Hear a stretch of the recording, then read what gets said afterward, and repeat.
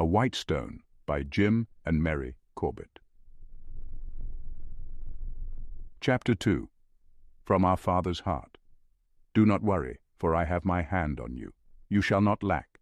Do not look to the things that are said by man. My hand directs the stars. My voice commands the rivers to flow. They would stop if I desired it. My desire is for you to serve me. Nothing will stop that. Draw close. I notice the terrors of Satan that bluff and talk as if they know what they are saying. They do not know what I have in store other than what I have told them. You shall go forth, for I am your God.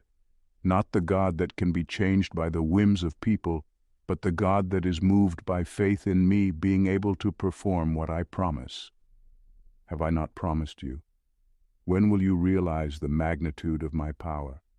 When will you begin to truly trust me?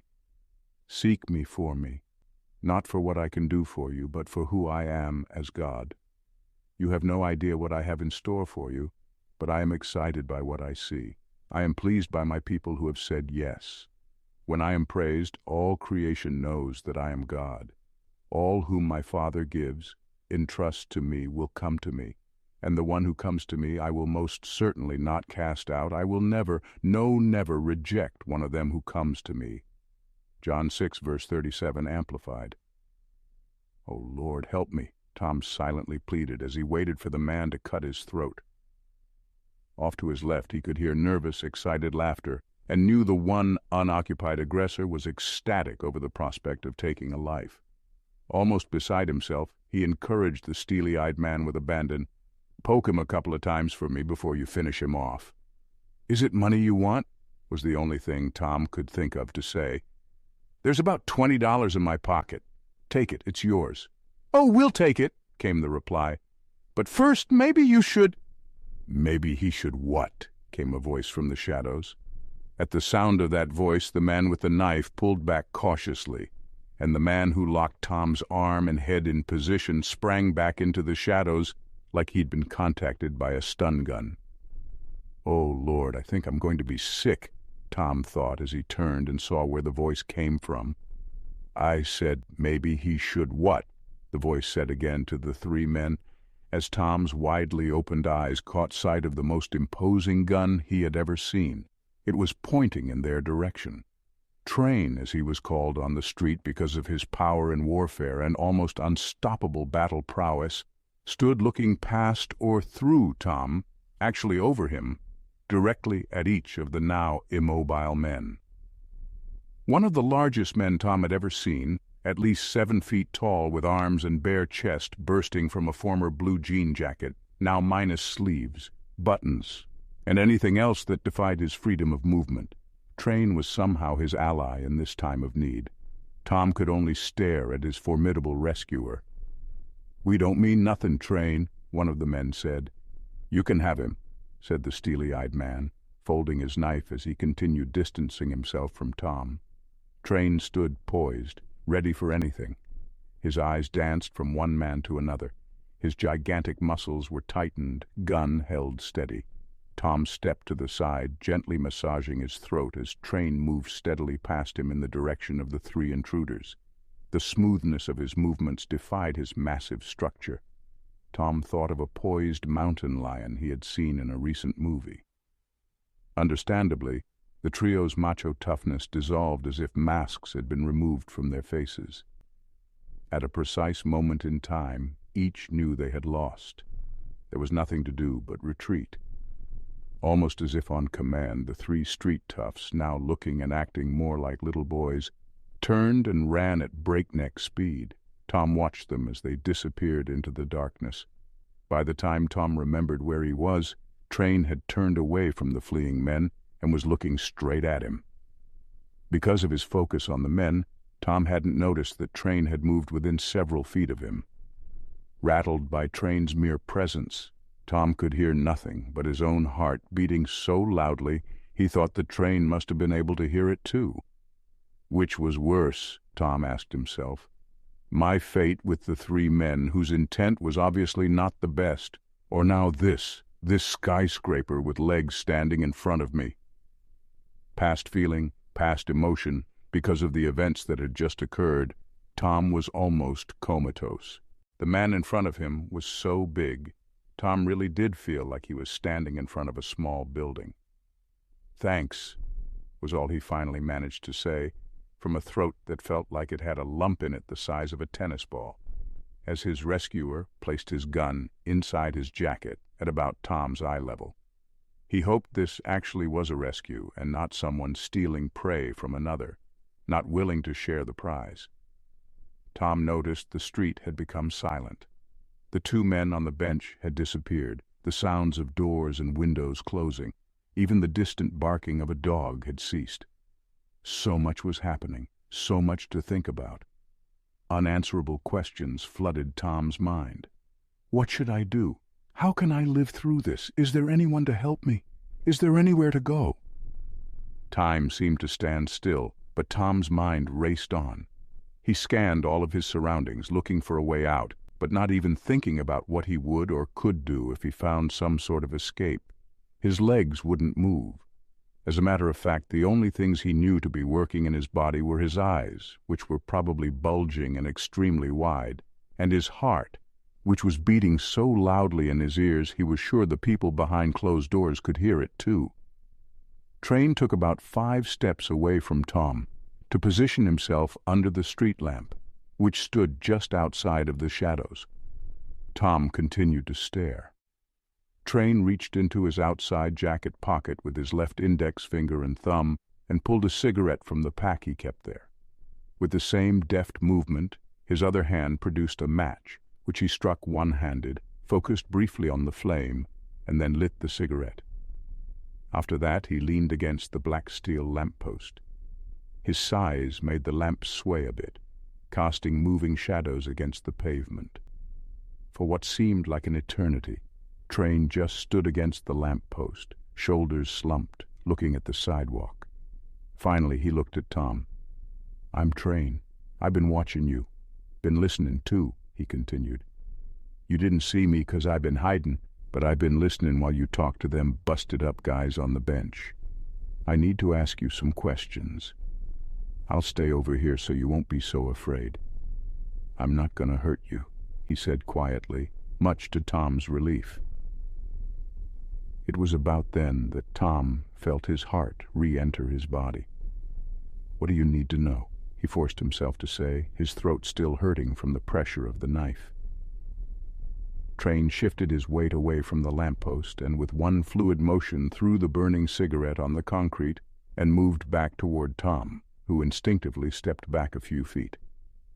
Train kept coming until he was only a foot away from Tom's face. An intensity shone in Train's eyes, the kind Tom had only seen in his son Tommy when he really needed an answer. "Is it true?" Train asked earnestly. "Is it true about this guy you call Jesus? That he can take away hurt and forgive me no matter what I done? Is it?" The question startled Tom. Of all the things this man could have asked, this sure wasn't what Tom expected. He didn't know how to respond. He saw more pain in the man's eyes than he had ever seen before. The sincerity and pleading need to have it be true almost overwhelmed Tom. "Yes, it is," Tom said hesitantly, timidly clearing his throat again. "It is one of the only absolute truths." Tom had no idea how he came up with that response. He also didn't know why his hand started to reach into the inner pocket of his suit coat.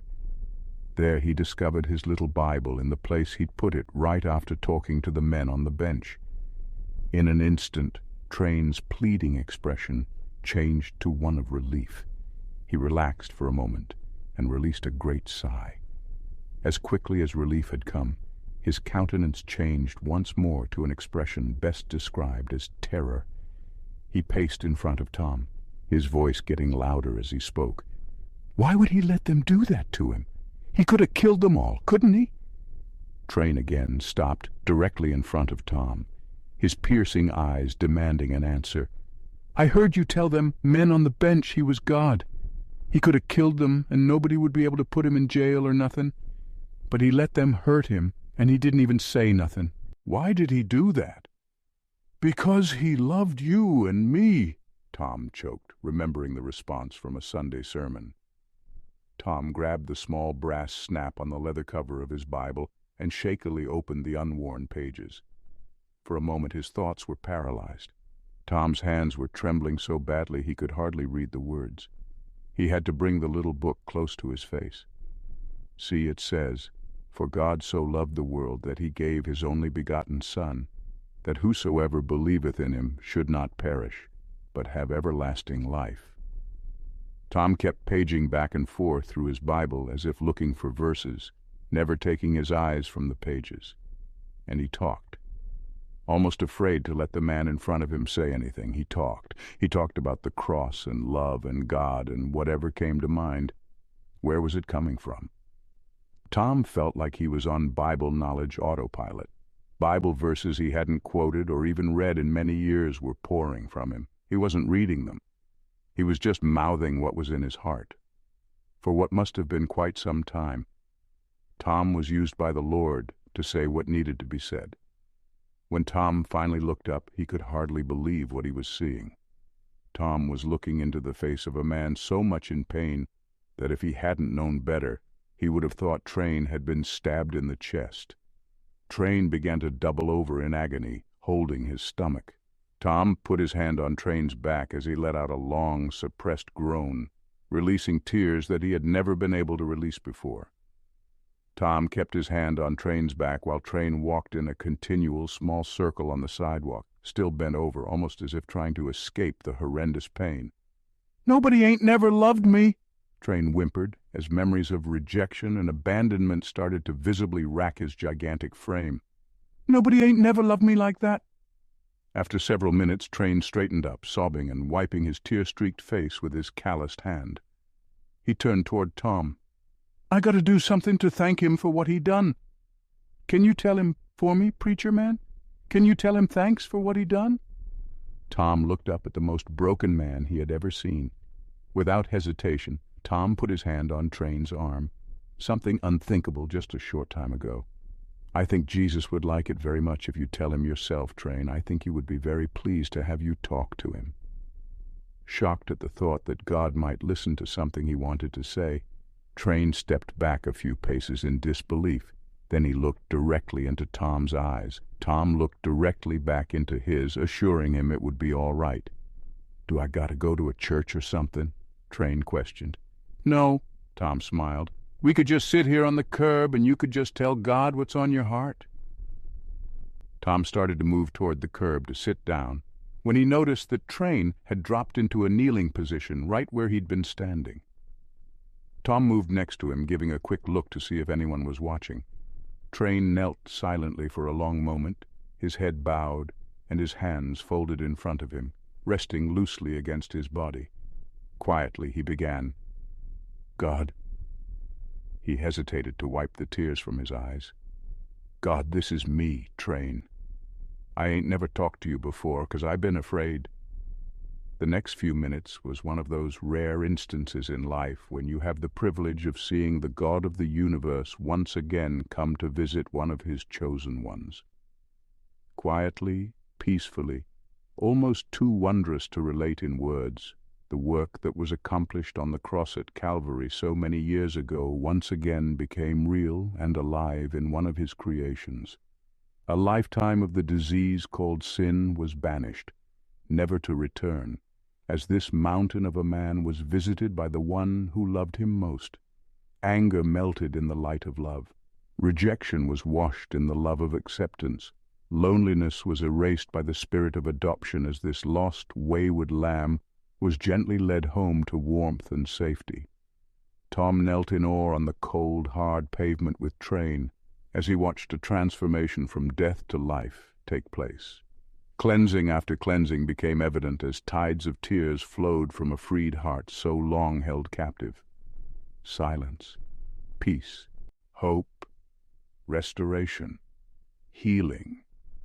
Right there on the street, which only moments before held fear, anger, and death threats. Oh, the wonder of God! Both men remained momentarily silent, following the most tender, loving communication Tom had ever heard anyone have with God. Tom stood to his feet and waited for Train to speak. "What do I do now?" Train said as he got up. How do I do what he wants me to? You need to read his word, believe what it says, and live your life like Jesus did, seemed to be the right thing to say. How do I do that? I ain't got no Bible, Train questioned. Take mine, Tom said, almost without thinking, extending the little book toward Train. I have other ones. Big hands reached to touch, then caress what he must have previously spit upon. Now, however, nothing seemed dearer as he held the Bible close to his expansive chest. It almost disappeared amidst the sheer size of his clasped hands. Thanks, I ain't never gonna lose this, Train said, wiping the last residue of tears from his face and straightening to his full height. He let out another long sigh of relief. A big smile turned to a quizzical look as Train grabbed his stomach. Hey! He exclaimed, feeling different parts of his stomach as if looking for something. Hey, I don't hurt no more. Every day I hurt here, he said, pointing to the middle of his stomach. Now I don't hurt no more. Train smiled again. I don't hurt no more. Darkness had now completed its cover, hiding the filth of the street for another day. Tom had lost all track of time, but then time no longer seemed all that important. Tom noticed his knees beginning to weaken. In fact, he felt as if he were going to faint. The gravity of the encounter with the three men suddenly hit him like a brick wall. If Train hadn't intervened, he'd be dead. Those guys almost killed me, he said, remembering the edge of the knife and pointing to the spot where he'd been held. Everything happened so fast with Train, and because his focus had been on answering the questions Train asked, Tom hadn't had time to think about what could have happened. Now that he had time to reflect, he felt queasy. He leaned against the nearby building. You okay? Train asked. I don't know, Tom stated, staring at his hands, which were now shaking uncontrollably. Knees buckling, Tom slumped against the building. As he did, Train knelt beside him, putting a comforting hand on his back, very much like his mother had often done when he was a little boy. Of course, her hand didn't cover as much territory as Train's. That's your car over there? Train questioned, nodding his head in the direction of the parking lot where a lone BMW glistened under the lights. Without waiting for a response, Train easily lifted Tom to his feet and headed him toward the parking lot. You know I'm gonna, Train replied. Tom groped for his keys and then opened the locked door with his remote. Train handed him his briefcase, which he'd picked up off the sidewalk. In the commotion, Tom had forgotten he even had one. Train smiled, responding to Tom's surprise. I didn't take nothing, Train stated defensively and out of habit. Realizing that the statement was unnecessary, he raised his shoulders sheepishly. It's okay, Tom responded, trying to make him feel better. Tom hesitated, with his hand on the door handle. I guess I don't have much to say right now. How can I ever thank you for what you've done? You saved my life. Train quietly put his head down. I think you saved mine too, he said, tearing up again. Not knowing what else to do, Tom got into his car and started it. He sat and stared at the steering wheel for several moments and then slowly shifted into gear. Train backed away from the car a few steps. Tom gave a small wave as he pulled away. It seemed that there was little to say that could adequately complement the experiences that both men had just shared with each other. Tom glanced in his rearview mirror at the man who meant more to him in the space of a few short minutes than anyone else would mean in a lifetime. Train stood quietly, following the car with his eyes as it pulled into the street. Tom saw him light a cigarette, turn, and walk slowly into the darkness. End of Chapter 2.